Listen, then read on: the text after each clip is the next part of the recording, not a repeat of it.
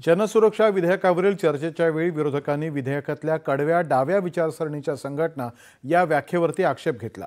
नाना पटोले, नितीन राऊत, रोहित पवार, विश्वजित कदम, वरुण सरदेसाई, विनोद Nikolay यांनी काही शंका उपस्थित करत काही कलमांमध्ये स्पष्टता आणण्याची मागणी केली। त्यावर मुख्यमंत्र्यांनी उत्तर देत आक्षेपांचं आणि सगळ्या शंकांचं निरसन केलं। माकपाचे एकमेव आमदार असलेले विनोद निकोले यांनी या विधेयकाला विरोध दर्शवला। त्यामुळे हे विधेयक एकमताने नाही तर बहुमताने मंजूर झालं। या विधेयकावरच्या चर्चेला उत्तर देताना हे विधेयक कुठल्याही व्यक्ती किंवा डाव्या विचारांच्या पक्षाच्या विरोधात नाही तर संवैधानिक संस्थांविरोधात संघटितदृष्ट्या कारवाई करणाऱ्या संघटनांना आळा घालण्यासाठी हे विधेयक आहे असं मुख्यमंत्र्यांनी सांगितलं। कुठल्याही संस्थेला किंवा कामांना निधी देताना जर निधी देणाऱ्याला त्याचा उपयोग कसा होणार आहे हे माहीत नसेल तर त्याच्यावर कारवाई होणार नाही। मात्र निधीचा उपयोग देशविरोधी कारवायांसाठी होणार आहे हे माहीत असतानाही निधी दिला तर त्याच्यावर कारवाई होऊ शकेल।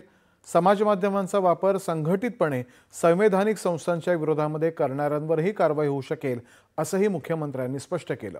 सरकार किंवा कुठल्याही राजकीय पक्षांवरती अथवा नेत्यांवरती टीका केल्यास या कायद्याअंतर्गत कारवाई होणार नाही असंही मुख्यमंत्र्यांनी स्पष्ट केलं। 100 वर्षांहून